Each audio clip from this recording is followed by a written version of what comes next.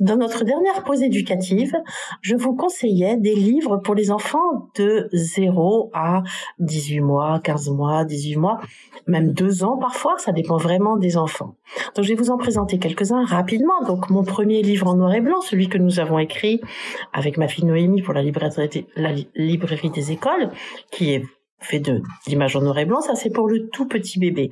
Quand ils voient juste les contrastes, c'est important de leur proposer des livres en noir et blanc. Ensuite, vous avez celui-ci, Chat noir, chat blanc, très bien aussi. Les livres de Tana Obam que je n'ai pas avec moi, mais qui sont vraiment très bien. Le Corbeau et le Renard, c'est un grand livre que l'on peut regarder sur les genoux et qui est vraiment très agréable. Ensuite, vous allez pouvoir leur présenter les premiers livres en couleur. Donc celui-là, la librairie des écoles que nous avons écrit aussi, mon premier livre en couleur. Des livres comme celui-ci, petit, vous voyez, qui sont très jolis à l'intérieur, qui sont très simples, des dessins très simples, mais très, très agréables à regarder, que l'on peut commenter ensemble, on peut bouger des choses et découvrir d'autres choses qu'on aime beaucoup. Vous avez des livres aussi très bien faits en noir et blanc sur les émotions des bébés. Donc on voit des bébés différents avec des émotions différentes dont on peut parler avec l'enfant. Vous savez qu'on peut tout lui expliquer. Et à la fin, le miroir pour qu'il se voit. Ensuite, vous avez des livres sur les animaux, des livres à toucher. Vous voyez, avec des textures que l'on peut trouver, que l'on peut toucher. Ça, c'est très important pour le développement du toucher de l'enfant. Des livres aussi où l'on peut faire bouger des choses. Donc là, c'est le livre Au dodo où les enfants peuvent ouvrir et fermer les yeux des animaux quand ils vont les coucher. Donc ça les amuse énormément.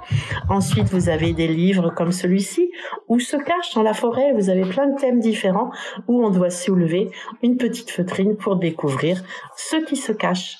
Ça, ils aiment beaucoup aussi. Ensuite, vous avez des thèmes avec des livres sonores, la montagne, vous allez appuyer sur le petit bouton et les enfants vont pouvoir entendre tous les sons de la montagne. Aussi, ces livres que les enfants aiment énormément parce qu'ils peuvent les faire aussi avec autonomie, ce sont les livres sur, par exemple, les chants des oiseaux avec le développement du vocabulaire où vous pouvez présenter chaque oiseau et l'enfant, avec son petit doigt, peut appuyer sur le petit bouton pour pouvoir entendre les différents sons. C'est vraiment très facile. Il appuie avec son petit doigt. Une fois qu'il a compris, il en existe des centaines sur des thèmes très, très différents.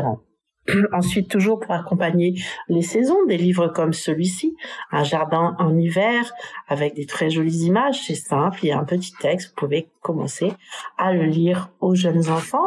Des livres aussi de ce genre sur les saisons, comme le printemps, avec des couleurs et des arbres et des tas d'illustrations sur le thème du printemps.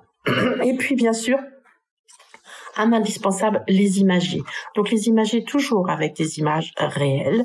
Donc là, vous avez des imagiers sur le bord de mer, un imagier aussi très bien parce que les enfants adorent les animaux sur la ferme.